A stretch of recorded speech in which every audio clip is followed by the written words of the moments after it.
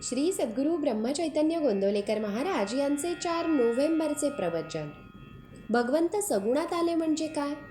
एक गृहस्थ मला भेटले. ते म्हणाले, हिंदू धर्मासारखा धर्म नाही, परंतु देव सगुणात आले हे नाही मला कबूल. म्हणे निरनिराळ्या उपासना सांगितल्या.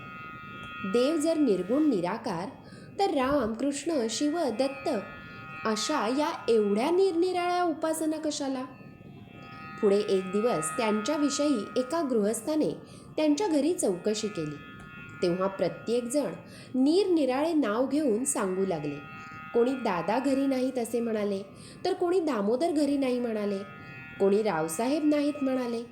हे सर्व जरी म्हटले तरी त्या योगे भेटणारा मनुष्य ज्याप्रमाणे, तो गृहस्थ एकच, त्याप्रमाणे हे भगवंताच्या निर्गुणाचे सगुणात झाले.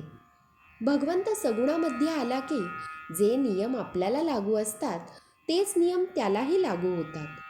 सगुणाशिवाय निर्गुण उपासना करतो म्हणतो, त्याला त्याचे मर्मच नाही कळले.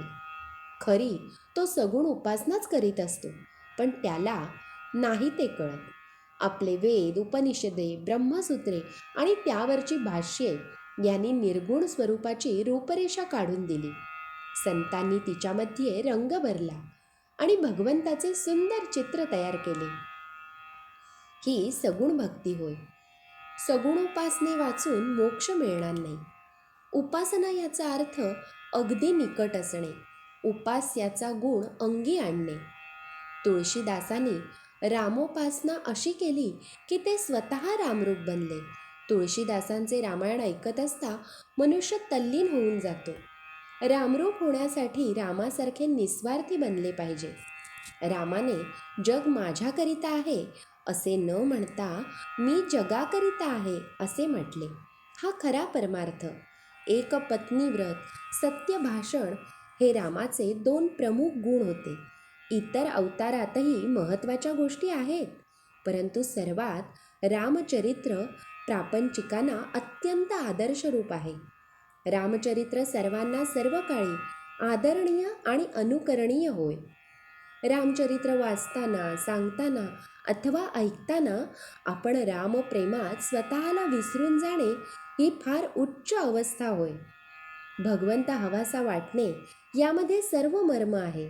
भगवंत हवासा वाटणे किंवा त्याची तळमळ उत्पन्न करणे हे भगवंताच्या हाती नाही, ते संतांच्या हाती आहे. म्हणून सत्संगतीने ते साधते. साधू संत येती घरा, तोची दिवाळी दसरा असे आपण म्हणतो. संत दसरा आणतात, मग दिवाळी आपोआप मागे येते. आमची वृत्ती विषयाकार झालेली आहे, ती काढून संत सन्मार्गाला लावतात. तोच खरा मुहूर्त की ज्या दिवशी आमची वृत्ती भगवंताकडे होऊ लागली. श्रीराम समर्थ. भगवंताच्या प्रेमामुळे ज्याला समाधान मिळाले तोच खरा भाग्यवान. श्री सद्गुरू ब्रह्मचैतन्य गोंदवलेकर महाराज की जय. जय जय रघुवीर समर्थ.